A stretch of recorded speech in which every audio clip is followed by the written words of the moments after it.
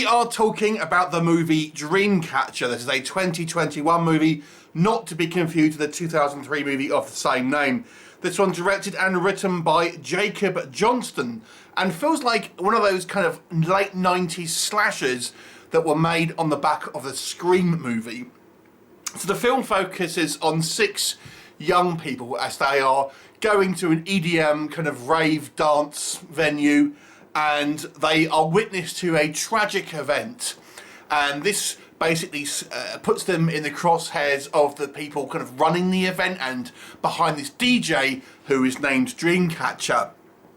And there seems to be a killer stalking the dance halls, shall we say, wearing the kind of the mask that this DJ Dreamcatcher kind of wears whilst he's performing. Who is the kind of the killer, you might ask? As the kind of the cast thins down, all may be revealed. So, being rather vague with the plot there. Now, this movie, I'm going to say the negatives first, and then we'll talk about positives. Because, and normally I do it the other way around, but I feel I have to talk about the negatives first, because this film is like, if you can imagine, you buy a beautiful box to put a gift in, and you buy the most luxurious wrapping paper to wrap the box in, but inside the box is a big old shit. That is this film. The movie looks very scrumptious, but my God, I have not seen such a pretentious film in a long, long time. This is pure style over substance. Let's go into a little bit more detail, shall we? Let's break it down piece by piece. Okay, so we have our 6 principal protagonists who are witness to an event, shall we say. None of them are really likeable at all. There's not really a member of our group of protagonists who you feel you can kind of latch onto as a sympathetic protagonist. And I've got to be honest with you, the one that bites the bullet the first is probably the one I was most interested in, because I thought they had the most, the least amount to do with it, kind of thing, but seemed to care the most out of what happened. So I found that particular character the most intriguing, and I knew that person was gonna get bumped off first because of their ethnicity, because it's just the way that actually happens. So there's that. The characters are pretty much unlikable. They are not 3-dimensional characters. Now, we are meant to believe our first 2 characters that we see are kind of lifelong friends. There's this guy and this girl, and they just seem to argue. They absolutely do not seem like they would be friends. I mean, they're the furthest apart from each other in regards to kind of personality. We never really see a bond between them, and we're meant to believe these are kind of like lifelong friends. It is some of the most poor characterization you've ever seen. Everyone is cast here who looks like a kind of Los Angeles kind of like model type. You know, there is just no buy-in for an audience to kind of get onto. So let's talk about the story themselves. The story presents itself as a kind of a slasher come whodunit with this kind of this dance. This is a slasher film for club kids at the end of the day, I suppose. So it has this kind of dancing as a background. And I thought at moments, is it gonna be a commentary on the pressures of fame?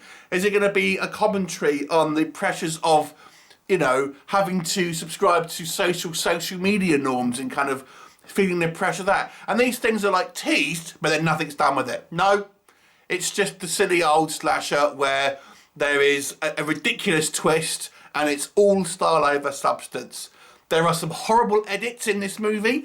We see one person in one shot kind of in a certain pose, it cuts to another pose and it cuts to another angle and they're in a completely different pose, things like that. The actual story that itself is just ridiculous, and it's so pretentious, this movie. I don't want to go into spoilers, to be honest, and tell you too much about the plot, but it is just pretentious. And there's just lots of scenes of, oh look, it's so like, you know, we're so like cool and kind of like, look at me kind of being cool and all of this.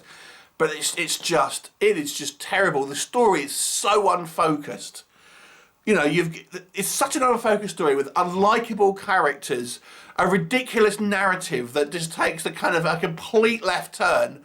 I mean, I was kind of like, as I was watching this film, my sort of score in my head, because I kind of keep a score as I think as the film goes on, and it might go up or down depending on how I was thinking. And as I was going on, my score was dropping, and then we had that final twist, and I was like, oh my god, this is like really bad. Really bad. However, on the positive side, the film looks great. That's why I make the analogy at the beginning of this video, saying about the kind of the rap MP, because on the outside of things, the movie has a good production value. It's well shot. The cinematography is great. I think it's well integrated with kind of the music and things like this. And there are some artistic shots within the kind of the film itself. And there is one or two reasonable gore shots, although not all that many, to be honest. But it's just such a mess, story and character-wise. And even if we want to be really nitpicky, I'm thinking this mask that this guy is wearing is so impractical, or the killer is wearing.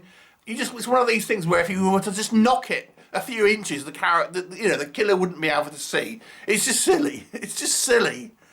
Oh man, this one was just not enjoyable. I mean, if you want it for purely visual spectacle, it looks, as I say, it's well shot and feels professional. But I mean, we have a writer-director here. I feel the directing isn't bad. The writing is awful. So there you go. That's kind of my breakdown on our man here, Jacob Johnson. Maybe direct someone else's stuff. I would possibly suggest here.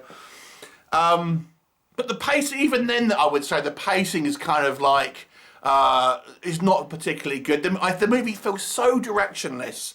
Having just said that, you know, at the kind of the, I would say the beginning of the third act, I still really didn't know what was kind of going on, to be honest. And then the reveal, the final reveal, Jesus. I mean, this is like a really good-looking turd.